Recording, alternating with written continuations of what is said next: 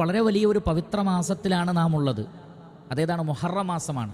ഈ പവിത്രമായ 4 മാസങ്ങളിൽ ഏറ്റവും ശ്രേഷ്ഠമായത് ഏതാണ്? പണ്ഡിതന്മാർ ചർച്ച ചെയ്തിട്ടുണ്ട്. അവരിൽ പണ്ഡിതന്മാർ പറയുന്നത് ഹറാമാക്കപ്പെട്ട അഥവാ പവിത്രമാക്കപ്പെട്ട 4 മാസങ്ങളിൽ ഏറ്റവും പവിത്രതയുള്ളത് മുഹറം മാസത്തിനാണ്. കാരണം ആ മാസത്തിന് തന്നെ ആ പേരാണ് മുഹറം, പവിത്രമാക്കപ്പെട്ടത്. മറ്റു മാസങ്ങൾക്ക് ഈ പേരില്ല.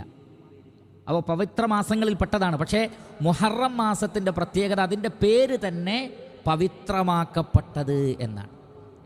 മുഹറം, പവിത്രമാക്കപ്പെട്ട മാസം. ഇതിൻ്റെ അടിസ്ഥാനത്തിൽ ഈ മാസത്തിന് നേരത്തെ പറഞ്ഞ് 4 മാസങ്ങൾക്കും പവിത്രതയുണ്ട്. അതിലേറ്റവും കൂടുതൽ പവിത്രതയുള്ളത് മുഹറം മാസത്തിനാണ്. ശ്രദ്ധിക്കുക. മാത്രമല്ല, ഈ മാസത്തെ നബി സല്ലല്ലാഹു അലൈഹി വസല്ലമ അള്ളാഹുവിൻ്റെ മാസം എന്ന് പറഞ്ഞിരിക്കുന്നു.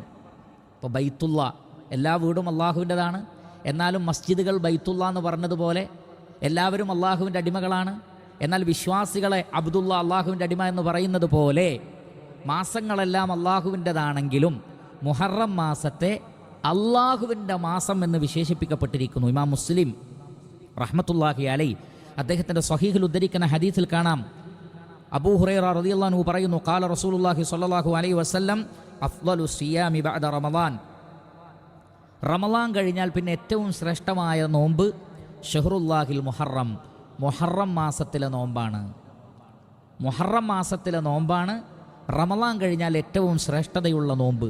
അവിടെ നിങ്ങൾ നോക്കൂ, അള്ളാഹുവിൻ്റെ റസൂൽ ഉപയോഗിച്ച പദം ഷഹ്റുല്ലാഹി അൽ മുഹറം, അള്ളാഹുവിൻ്റെ മാസമായ മുഹറം മാസം. അപ്പോൾ അത് ചെറിയ കാര്യമല്ല. അള്ളാഹുവിൻ്റെ മാസം, ആ മാസത്തിലേക്കാണ് നാം പ്രവേശിച്ചു കൊണ്ടിരിക്കുന്നത്. അപ്പോൾ അള്ളാഹുവിൻ്റെ മാസമായ മുഹറം മാസം എന്നുള്ള വിശേഷണം വളരെ ഗൗരവമുള്ള വിശേഷണമാണ്.